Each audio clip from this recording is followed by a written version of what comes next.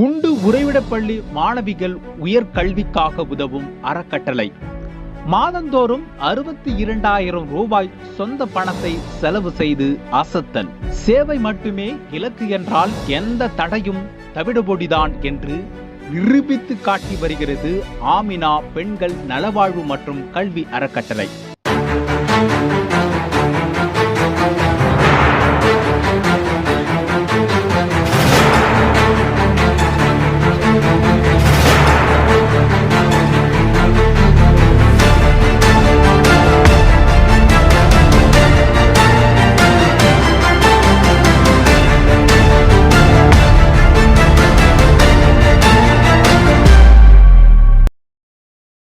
கள்ளக்குறிச்சியில் இருந்து புறப்பட்டால் சங்கராபுரத்தை தாண்டி கண்கொள்ளா பசுமையாக தென்படுகிறது கல்வராயன் மலை.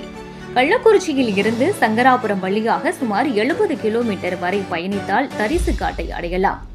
இந்த மலை கிராமத்தில் கடந்த 2005ஆம் ஆண்டு மத்திய அரசால் அறிமுகப்படுத்தப்பட்ட அனைவருக்கும் கல்வி திட்டத்தின் கீழ் செயல்பட்டு வரும் கஸ்தூர்பா காந்தி பாலிகா வித்யாலயா உண்டு உறைவிட பள்ளி உள்ளது. இந்த பள்ளியில் 6 முதல் 8ஆம் வகுப்பு வரையிலான வகுப்புகள் உள்ளது. இந்த பள்ளி பெண்கள் பள்ளியாகும். இந்த பள்ளியை ஏற்று நடத்தும் ஆமினா பெண்கள் நலவாழ்வு மற்றும் கல்வி அறக்கட்டளை வறுமையோ வசதியின்மையோ பின்னுக்கு இழுத்தாலும் அவற்றை உதறி தள்ளிவிட்டு கல்வி எனும் ஏணிப்படியில் ஏறுவதற்கு மலைவாழ் பழங்குடியின மாணவிகளுக்கு மிகவும் உதவிகரமாக இருந்து கல்வியை போதித்து வருகிறது. இப்பள்ளியில் 8ஆம் வகுப்பை முடிக்கும் மாணவிகள் பலரும் வெளியே சென்று 9ஆம் வகுப்பில் சேராமல் இடை நின்ற நிலையில் 8ஆம் வகுப்பு முடித்த மாணவிகள் 12ஆம் வகுப்பு வரை இப்பள்ளியிலேயே தங்கி பக்கத்தில் உள்ள அரசு மேல்நிலைப் பள்ளியில் கல்வி பயில கடந்த 2021ஆம் ஆண்டு அரசு நடவடிக்கை எடுத்தது. இதனை அடுத்து தரிசு காட்டில் அரசு மேல்நிலைப் பள்ளி இல்லாததால் இப்பள்ளி மாணவிகள் 6 கிலோமீட்டர் தொலைவில் உள்ள இந்நாடு அரசு மேல்நிலைப் பள்ளிக்கு நடந்து சென்று வந்தனர். எங்கோ கடைக்கோடியில் மலை மீதுள்ள கிராமத்தில் எளிய வறிய பழங்குடியின குடும்பத்தில் பிறந்த பெண் குழந்தைகளுக்கு கல்வி என்ற உயரிய அம்சத்தை கோபுரத்தில் ஏற்றி வைக்க வேண்டும் என்ற அடிப்படையில் ஆமினா அறக்கட்டளை சார்பில் இப்பள்ளிக்கு 8 லட்சம் மதிப்பீட்டில் ஒரு வாகனத்தை நன்கொடையாக வாங்கி கொடுக்கப்பட்டது.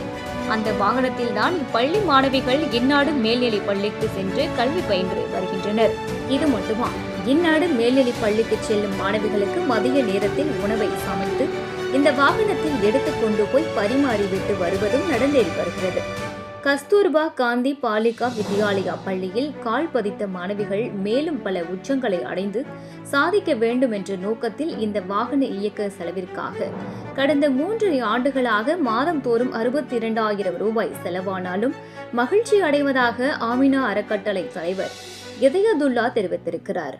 இந்த அறக்கட்டளை தலைவரை அப்பகுதி மக்கள் பெரிதும் பாராட்டி வருகின்றனர்.